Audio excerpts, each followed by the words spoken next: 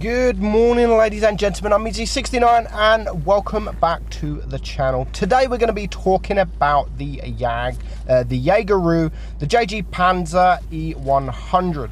Now, this is a very difficult tank to play. It's a very difficult, even though it has that big alpha gun, it's a very difficult tank to play. The armor is only good when you have the angles correct, and which is what we're going to do here in the very start. And it's very difficult to bounce unless you're coming up against noobs. Then it's very difficult to bounce because your bottom plate is flat, your between your gun, each side of your gun is very flat, so it becomes very easy to penetrate. I mean, with AP, the cheeks are actually quite difficult, but as soon as people switches to the Pramo, then they are going to penetrate it very, very easily. So you need to try and hide your bottom plate as much as you can, and you need to angle your cheeks, just like we're doing here, and we do bounce 3k damage. Now, the problem with this tank is the Death Star has got nerfed. The Death Star is one of the worst performing tanks in the game at the moment. So this is now pretty much the big daddy of derps in tier 10. So because it's very strong and it does have that armor profile when it works. The problem is because it's so slow and it hasn't got a turret, it's very difficult to carry games in, and we're going to see a couple of battles, and these 3 battles here, the remaining of this battle and 2 other battles, we're left to carry, and but when you are on your own, it's very, very difficult. So I'm now on my own against 2 tanks that, I mean, I don't mind coming up against a Mouse and an E4. They're probably one of the 2 tanks that I'd rather be left with than 2 medium tanks. And we do high roll on that Mouse. Now, if I had some hit points, then I would probably be able to carry this game. The biggest issue with this tank is because the speed is just so slow. If you're up against a medium tank, then on your own, it's going to be very difficult to, unless they are not so skilled, it's going to be very difficult to carry.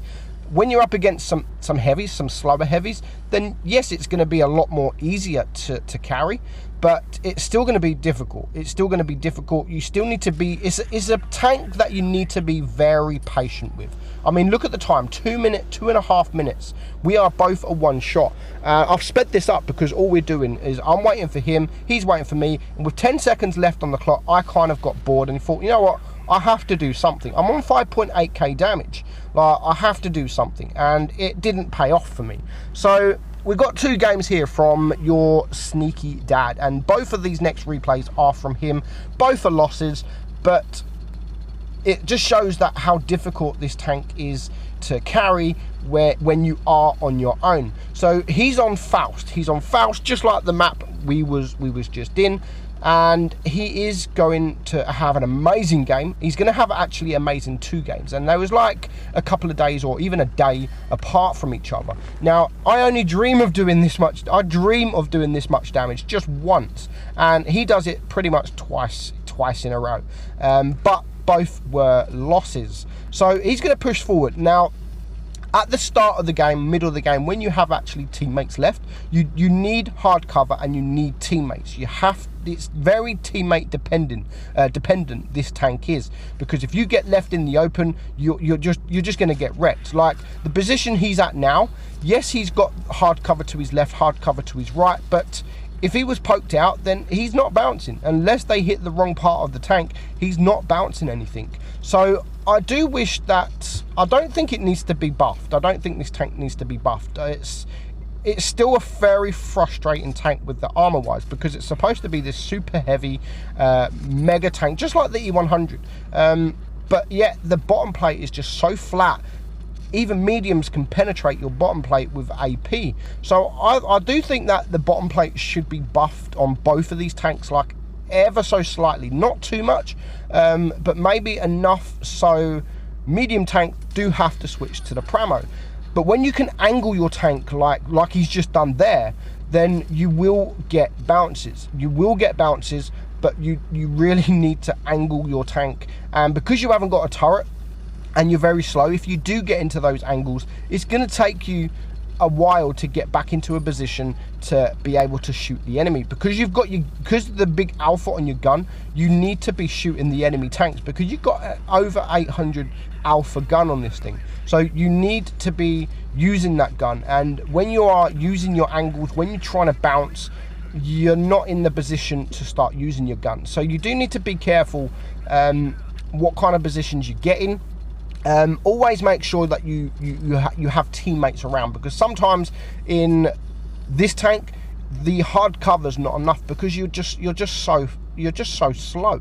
And a medium tank can get around him now, even though he's got hard cover. They can run around him and they can just get gone. They can get gone before you've even turned around. So he's going to start trying to use his angles. At the moment there is the E100, who luckily is not looking at him, so that is a bit of free damage. So already he is on 5,600 damage, but it is 2 against 4, and there is a Progetto on the enemy team. Well, basically there's 3 mediums. There's 3 medium tanks. He gets unlucky there with the fire. He is going to manage to take out the E50, but that fire was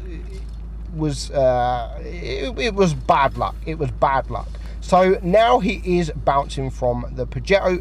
He's probably, because of the angle of the Progetto and he's looking down, then his armor is going to be a little bit better, and he's probably going to have to use that Pramo to get through the bottom plate at that angle. But here comes the E100.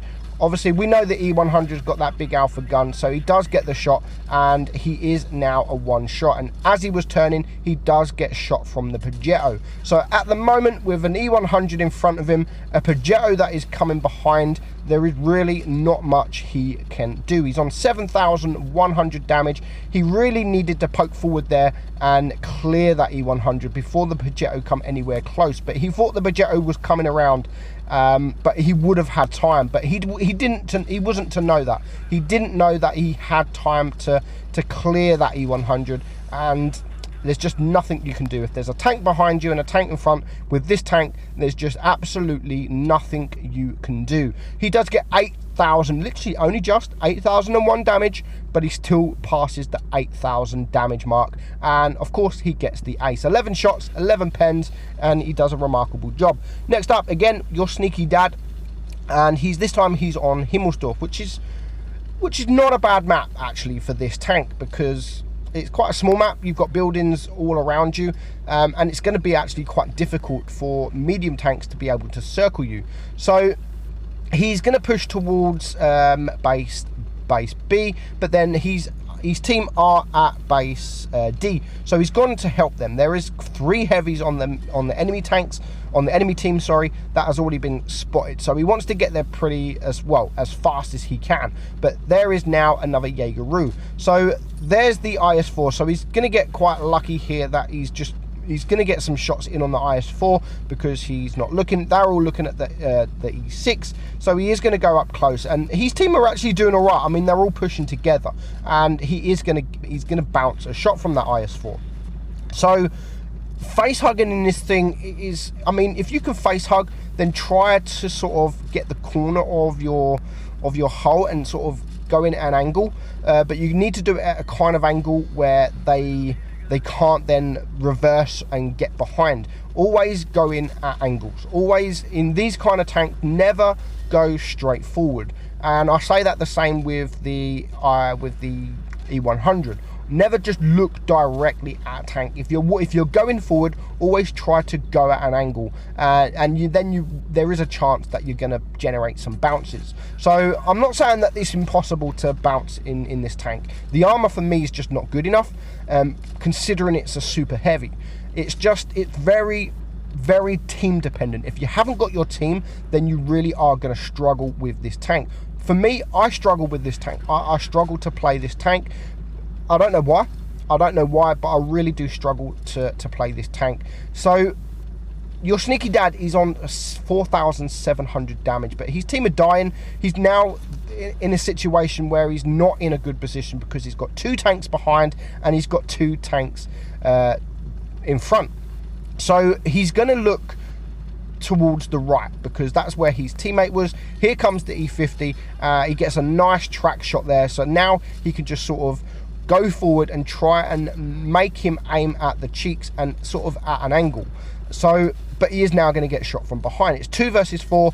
Has managed to take out the E50 to bring it down to a 2 versus 3. But now look, there is a 268 on front and there's an AMX behind, and the Jaegeru is, I think, going for the other tank. So again, just look at the angles that he was at, and he managed to get the bounce from the 268. I like what he's doing here. He's trying to ignore the 268 because he hasn't got a turret, and luckily he does get the behind of the Jaegeru. And just look at these kind of angles. You can bounce shots when tanks are behind. You just need to angle.